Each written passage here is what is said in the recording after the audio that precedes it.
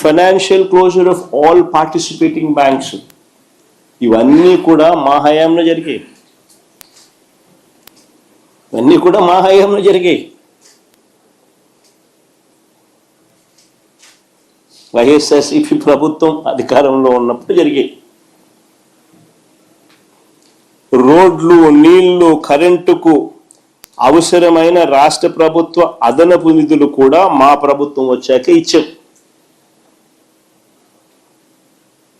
అవి కూడా మా ప్రభుత్వం వచ్చాక ఇచ్చాం. చివరికి కోవిడ్ లాంటి కష్టాలు ఎన్నున్నా కూడా అన్నీ దాటుకుని ఫోకస్ పెట్టాం కాబట్టి ఈ ప్రాజెక్టు 2023 మే 3వ తారీఖున ముఖ్యమంత్రి హోదాలో నేను శంకుస్థాపన చేశాను.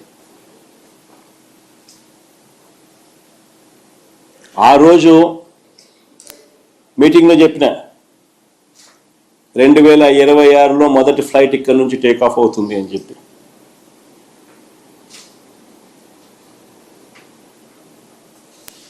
అంతేకాదు, ఎయిర్పోర్ట్ ఒక వైపున కడతా ఉన్నప్పుడు ఎయిర్పోర్ట్ కనెక్టివిటీ రోడ్డు కూడా ఈక్వల్లీ ఇంపార్టెంట్. దాని గురించి కూడా అప్పట్లో మేము ఆలోచన చేసినాం.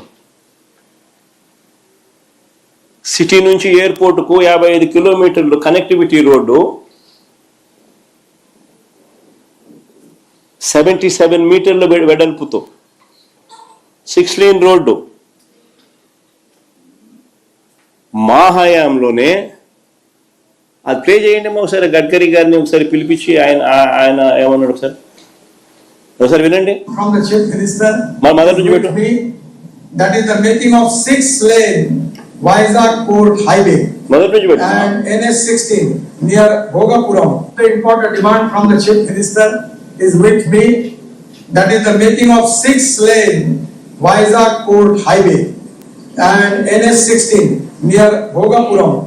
The length is 55 km, cost is 6,300 crore, and state is going to contribute for land and giving me some concession. I already request the Chief Minister and the Chief Secretary.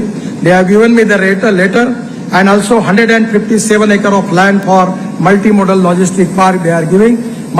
From my ministry, I am sanctioned this important project, which is very important for Andhra Pradesh and dream project of Honorable Chief Minister.